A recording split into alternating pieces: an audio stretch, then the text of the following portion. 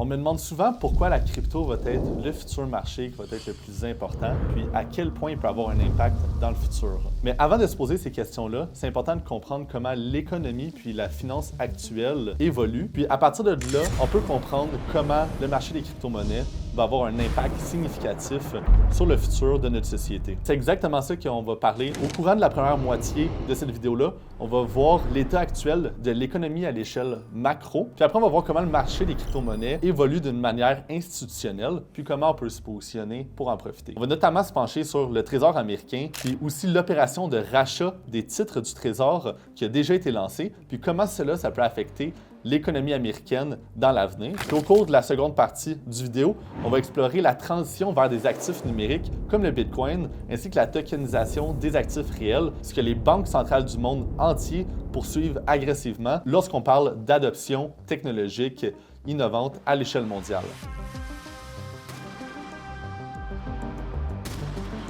Donc actuellement, on voit l'économie américaine qui connaît des taux d'intérêt élevés, une forte inflation et des dépenses budgétaires déficitaires au niveau du gouvernement. Si on regarde c'est qui la banque centrale des États-Unis, on se rend compte que c'est la Federal Reserve. C'est l'une des banques centrales les plus puissantes au monde. Ils voulaient cut les rates en 2024 de 6 à 7, mais on risque simplement d'en avoir 1 à 2. Aussi, qu'est-ce qu'ils disent? C'est qu'ils veulent une inflation de 2 ce qui est nécessaire pour atteindre un niveau d'inflation qui est, selon eux, sous contrôle. Comment on peut voir ça? C'est qu'à chaque année, la Banque centrale des États-Unis mentionne comme quoi qu'ils veulent voir notre argent perdre un minimum de 2 de sa valeur, puis que c'est leur objectif à atteindre lors des années futures pour l'économie. En ce moment, on voit des énormes taux d'intérêt élevés, on voit des gros déficits budgétaires. Le gouvernement fédéral a dépensé plus de 855 milliards de dollars de plus que ses revenus, et ça seulement en 2024. On voit une inflation élevée avec le rapport de l'ICP, qui est dans le fond un rapport sur comment on calcule et mesure l'inflation, qui indique aucun signe d'inflation qui se rapproche proche de 2 ce que la Federal Reserve veut qu'on atteigne. Concrètement, c'est quoi le Trésor américain? C'est lui qui est responsable pour la gestion des finances du gouvernement américain. Il est en charge d'imprimer de l'argent avec la Federal Reserve. Ils perçoivent aussi les impôts avec l'IRS et aussi, ils impriment de l'argent. Un déficit budgétaire se produit lorsque la sortie d'argent est supérieure à la rentrée d'argent pour cette période donnée-là. Et depuis 2001, le budget du gouvernement fédéral est déficitaire. Qu'est-ce que le Trésor américain fait? Il émet des bons du Trésor lorsque le gouvernement fédéral américain dépense au-delà de son budget. Puis la vente des bons du Trésor compense pour la perte, mais la vente elle-même est ensuite assimilée à une dette, car les investisseurs sont redevables d'intérêts que le gouvernement est légalement tenu de payer. La dette nationale, c'est l'accumulation de ces emprunts et des intérêts dus aux investisseurs qui ont acheté ces titres-là. Concrètement, qu'est-ce qu'ils font? C'est que pour payer leurs dettes, ils ont créé des produits financiers qui mettent de l'avant aux investisseurs du pays, puis l'achat de ces produits financiers-là par les personnes du pays leur permettent de payer leurs propres dettes. Donc là, j'imagine que tu te poses la question, c'est quoi concrètement la dette aux États-Unis en ce moment? La dette en ce moment aux États-Unis, puis tous ces chiffres-là, on peut tous les voir en ligne, est de 34,53 milliards de dollars. Le Trésor américain doit toujours avoir des acheteurs pour sa dette. C'est pourquoi il offre des différents types de titres de bons du Trésor qu'ils peuvent acheter pour créer un incentive, pour attirer les investissements et toujours avoir de la demande. Les différents titres de Treasuries qui existent sont les Treasuries Bills, les Treasury Notes, les Treasury Bonds et les TIPS. S'il n'y a pas d'acheteurs, ils ne pourront pas rembourser premièrement leurs dépenses déficitaires et de deux, l'ancienne dette qui arrive à échéance. Alors, sûrement que tu vas demander, mais c'est qui achète toute la dette du gouvernement américain? Crois-le, crois-le pas, mais le plus gros acheteur et propriétaire de la dette du gouvernement fédéral américain est le gouvernement américain lui-même. Prends le temps de réfléchir.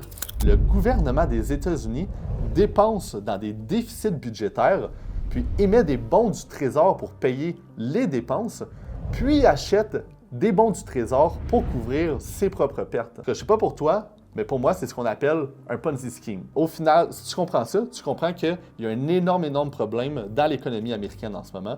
Puis si tu te demandes pourquoi je me concentre autant sur les États-Unis, c'est parce qu'ils sont considérés comme les rois du monde niveau monétaire. Donc, c'est la plus grande puissance économique du monde. Pour le marché des crypto-monnaies, c'est le marché qui a le plus d'impact, que c'est le plus important à comprendre puis à suivre de proche pour évoluer dans le monde financier le mieux possible. Crois-le ou crois-le pas, mais il y a actuellement plus de 180 pays dans le monde qui ont des déficits budgétaires et qui suivent le même plan de match des États-Unis. Comment on peut voir ça? C'est qu'il y a un énorme problème si les États-Unis ont du mal à vendre leurs dettes. Ce à quoi on assiste exactement en ce moment. En bref, les investisseurs sont de plus en plus effrayés par la situation de la dette américaine, ce qui fait en sorte qu'il y a une perte d'intérêt à investir dans les bons du Trésor. Alors, pour remédier à cette situation-là, le Trésor américain a lancé pour sa première fois l'opération de rachat des titres du Trésor depuis 2002. Donc, depuis 2002, c'est la première fois qu'ils lancent une opération afin d'améliorer la liquidité du marché des titres du Trésor. Donc, le graphique que vous voyez en ce moment,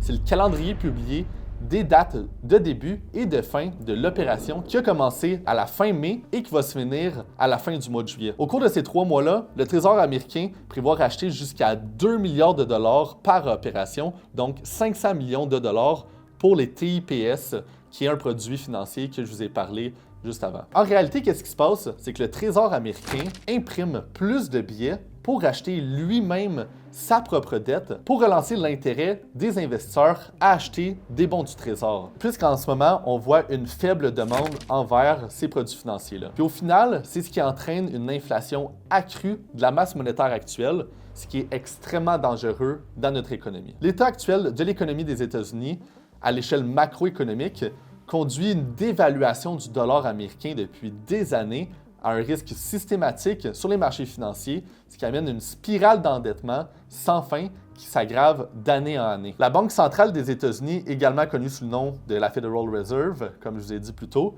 a un objectif d'inflation de 2 %. Puis elle estime que lorsqu'on atteint ce 2 %-là d'objectif, mais c'est qu'on a l'inflation sous contrôle. Mais le dernier rapport sur l'IPC, c'est-à-dire l'indice des prix à la consommation, est encore très loin de l'objectif de 2 %. Pour maîtriser l'inflation et rendre les emprunts plus difficiles, la Réserve fédérale a stabilisé les taux d'intérêt autour de 5,25 à 5,50 % pendant plusieurs mois d'affilée. Mais au final, ça ne fonctionne pas vraiment, puis il semble avoir un problème beaucoup plus important. Une augmentation des paiements d'intérêt génère une augmentation des dépenses fédérales qui augmente ensuite le déficit budgétaire, qui augmente par la suite aussi l'émission de dette, qui augmente l'offre de titres du Trésor, ce qui diminue la demande, ce qui vient aussi à diminuer les acheteurs, ce qui fait en sorte d'augmenter l'impression de monnaie par le Trésor, ce qui augmente par la suite aussi l'inflation et ce qui augmente aussi par la suite les taux d'intérêt. Donc, toute cette chaîne de réaction-là, c'est une chaîne de réaction négative qui impacte énormément l'économie américaine. Alors, l'augmentation des paiements d'intérêt se traduit par des déficits budgétaires plus importants. Le Trésor américain a donc été contraint d'émettre davantage de titres de créances, ce qui a alarmé les investisseurs, ce qui les rend inquiets à l'escalade de l'inflation et des niveaux d'endettement. Pour stabiliser le marché du Trésor, qu'est-ce qu'ils font? C'est qu'ils ont recours à une impression de billets, ce qui amène beaucoup plus d'injections de liquidités, ce qui involontairement ravive l'inflation dans la société. De nouvelles hausses d'intérêt par la Réserve fédérale pourraient potentiellement réduire l'inflation, mais elle augmenterait également les paiements d'intérêt et les déficits qui nécessiteraient davantage d'émissions de dette et de liquidités, perpétuant ainsi l'inflation. Une telle augmentation pourrait également déclencher une grave récession ou une dépression, paralysant l'économie au complet puis réduisant les recettes fiscales alors que les dépenses publiques pour les programmes et les mesures de relance resteront élevées, ce qui augmente encore une fois les déficits et la dette. Par ailleurs, une baisse des taux d'intérêt stimulerait initialement l'inflation en encourageant les emprunts puis les dépenses, ce qui obligerait la Réserve fédérale à augmenter à nouveau les taux. Une autre option serait que la Réserve fédérale cède en augmentant l'objectif d'inflation à 3 ou 4 %, ce qui pourrait indiquer une défaillance systématique et perdent aussi énormément de la confiance des investisseurs. À la fin de la journée, l'inflation puis les taux d'intérêt élevés existaient également à l'époque et avaient des effets similaires à ceux d'aujourd'hui. Il y avait une corrélation négative avec le pouvoir d'achat du dollar américain. Pour se protéger, il était essentiel d'investir dans des matières premières et dans les marchés financiers afin de surpasser l'inflation à long terme. Donc en ce moment, comment on peut voir ça? C'est qu'il s'est rendu irréfutable qu'investir son argent est extrêmement important puisque l'inflation est hors de contrôle et que la valeur de notre dollar diminue d'année en année. Donc il est important d'investir lors de ces moments-là qui peuvent sembler plus difficiles pour l'économie. Puis si on regarde les marchés lors des dernières années, on regarde en 1970, lorsqu'il y avait encore là une inflation élevée, on a pu voir l'or performer de plus de 1900%. Puis comment on peut comparer le graphique de l'or que vous voyez en ce moment avec une explosion en termes de prix? C'est que Bitcoin aujourd'hui est l'or digital. Peut-être que c'est pas le plus intelligent d'investir dans l'or. Par contre, avec la situation économique actuelle, ça devient irréfutable. Il faut investir dans des actifs et le Bitcoin est le nouvel or qui existait il y a quelques années. Aussi, si on regarde sur le S&P 500, on peut voir que c'était un marché sideways, comme on appelle, mais qui avait beaucoup d'opportunités pour bénéficier d'excellents rendements. En ce moment, le dollar américain s'oriente à la baisse depuis un certain temps déjà. Ça ne semble pas vouloir arrêter, surtout avec ce que je viens de mentionner jusqu'à présent au cours de cette vidéo-là. Comme une inflation plus élevée, des taux d'intérêt plus élevés, et l'opération de rachat des trésors américains qui doit débuter la semaine prochaine, ça devient encore plus important d'investir ton capital dans des actifs qui vont combattre tous ces points négatifs-là dans l'économie actuelle. De plus en plus, les gens ont conscience de cette réalité-là, puis de plus en plus, les gens cherchent d'autres moyens d'avancer dans le monde de la finance. Même si on regarde le Fonds monétaire international, qui est une agence financière majeure des Nations unies, qui est une institution aussi financière internationale financée par 190 pays qui sont membres. Selon une déclaration d'un représentant russe du Fonds monétaire international, les pays du BRICS sont prêts à proposer une alternative au dollar US en raison des inquiétudes suscitées par l'affaiblissement de sa valeur, qui nécessite une préparation suite à ce scénario-là qui risque d'arriver lors des prochaines années. L'alliance du BRICS, qui comprend la Russie, l'Inde, la Chine, le Brésil, l'Afrique du Sud et leurs alliés explorent activement en ce moment des alternatives au dollar US depuis certains temps. Les individus et les nations du monde entier sont bien conscients des nombreuses failles du système financier traditionnel américain et il existe une demande claire d'innovation pour aller de l'avant.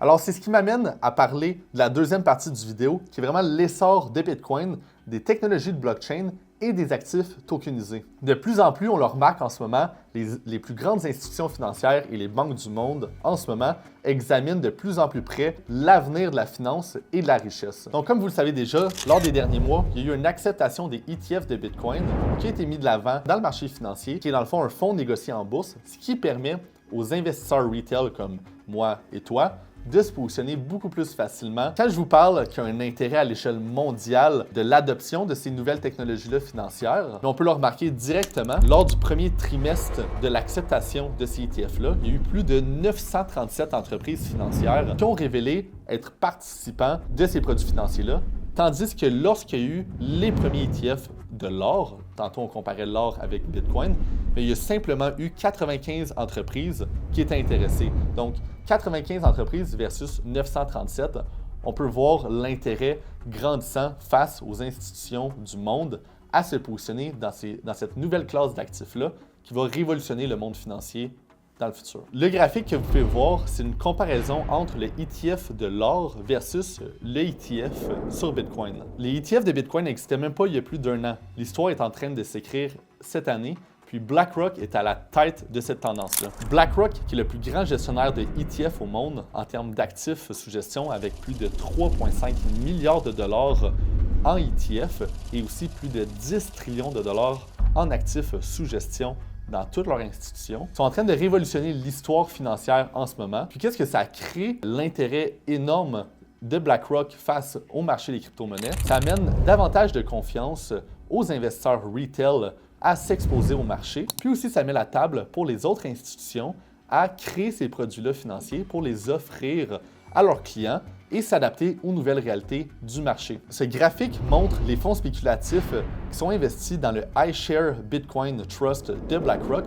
Puis on peut voir Millennium Management, qui est au sommet de la liste, qui a révélé détenir plus de 2 milliards de dollars dans les FNB de Bitcoin de BlackRock à la SEC. Alors, c'est important de comprendre que chaque institution financière se doit de montrer leurs actifs à la SEC. Puis, qu'est-ce qu'on peut en comprendre? C'est que Millennium Management a plus de 3% de leurs fonds investis dans cette classe d'actifs-là. Si on retourne il y a quelques années, les institutions financières n'étaient même pas prêtes à mettre 1% de leurs actifs dans la classe d'actifs qui est les actifs digitaux. Alors, on peut voir une augmentation grandissante des institutions internationales face à cette nouvelle classe d'actifs-là qui est en train de révolutionner le monde financier. Voici aussi d'autres captures d'écran qui montrent exactement l'impact de ces ETF-là Bitcoin depuis leur lancement. Tout le monde, de la Banque royale du Canada, de la Banque de Montréal, allant jusqu'aux géants de Wall Street comme Morgan Stanley, BNY Mellon, en passant par la troisième plus grande banque américaine aux États-Unis, qui est Wells Fargo, qui s'expose énormément dans cette classe d'actifs-là numériques. En plus de ça, les banques et les institutions financières ne sont même pas les seules à s'y intéresser.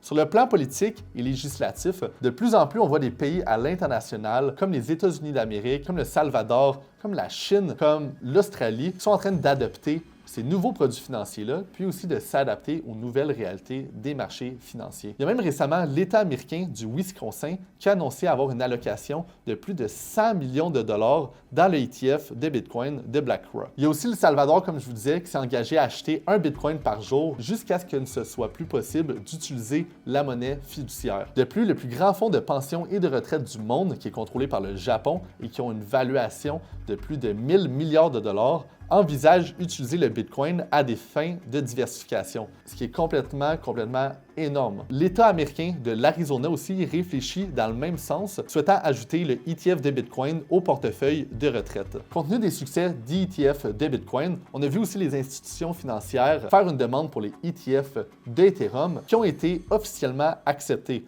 Encore là, il y a simplement quelques institutions qui ont été acceptés face à ces nouveaux ETF-là. Mais encore là, ça va mettre la table pour les autres institutions à créer d'autres produits financiers de plus en plus dans le marché des crypto-monnaies. Je ne pense pas qu'il va y avoir autant de liquidités qui va arriver dans les ETF de Ethereum. Par contre, selon moi, on va être en mesure de voir en termes de proportion, une proportion égale qui va être ajoutée, qui va avoir aussi comme intérêt à investir dans les ETF d'Ethereum. Au-delà des ETF de Bitcoin et Ethereum, il se passe beaucoup de choses intéressantes dans le marché de la tokenisation. La tokenisation, c'est le processus par lequel des actifs du monde réel sont convertis en jetons basés sur le blockchain.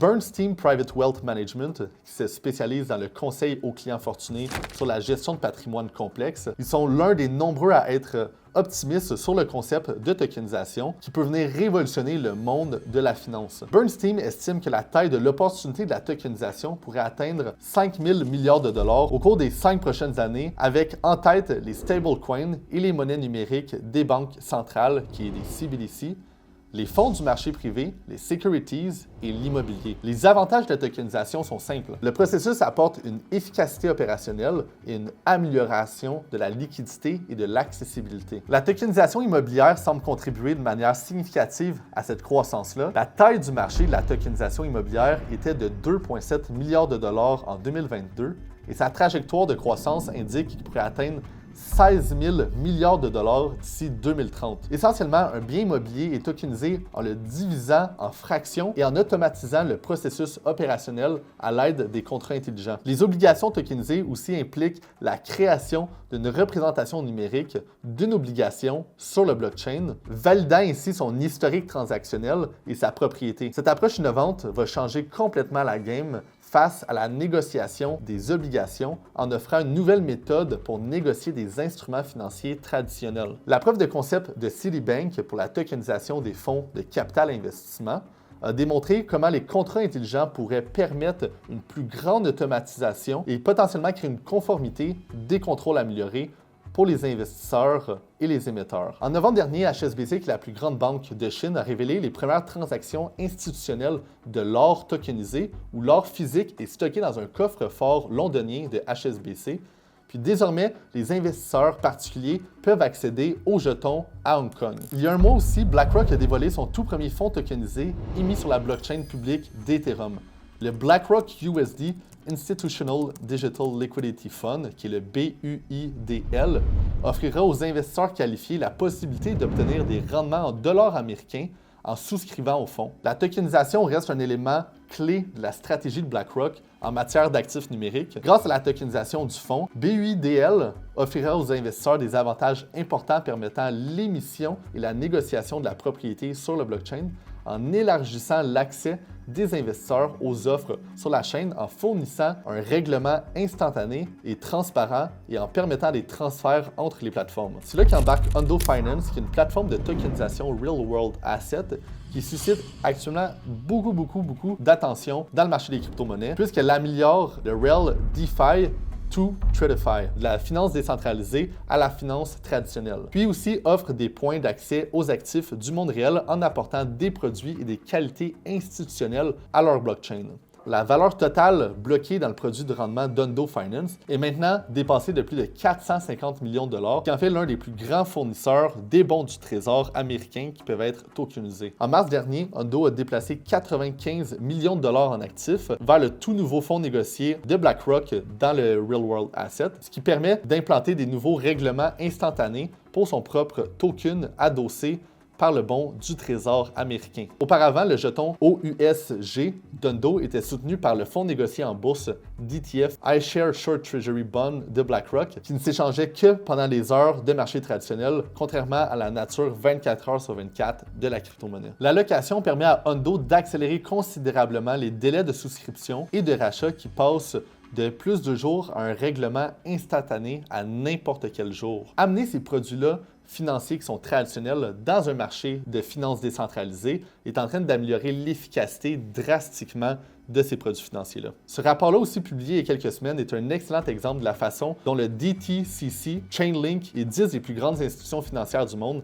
s'adaptent à notre nouveau monde en expérimentant la technologie blockchain et les contrats intelligents pour faire de la tokenisation des fonds une réalité. En utilisant la technologie de Chainlink, ces participants ont été en mesure de fournir des données clés sur des fonds communs de placement sur la chaîne, en particulier les données sur la valeur nette d'inventaire, qu'on appelle VNI, pour les fonds communs de placement qui ont pu être rendus disponibles à travers pratiquement n'importe quelle blockchain privée et publique. Cela permet aussi un partage automatisé des données et un accès aux données historiques qui débloquent ultimement une multitude de cas d'utilisation autour de la tokenisation des fonds. Les entreprises participent à ce projet-là pilote qu'on appelle DTCC et Chainlink comprennent des noms bien connus comme Franklin Templeton, comme JP Morgan, comme le US Bank, comme Invesco, comme BNY Mellon et bien d'autres. Il y a aussi le BIS qui compte 63 banques centrales membres qui sont actionnaires. Il s'agit de la banque centrale ou d'autorité monétaire des pays du monde entier. Les principaux actionnaires sont les banques centrales des pays du G10, qui est l'Allemagne, Belgique, Canada, États-Unis, France, Italie, Pays-Bas, Royaume-Uni, Suède et la Suisse. Les banques centrales membres détiennent des actions qui totalisent 70% du capital du BIS et les actionnaires privés détiennent 30% restant. Aucune banque centrale ne possède ou ne contrôle le BIS à elle seule. Le pouvoir de vote est pondéré en fonction de l'actionnariat.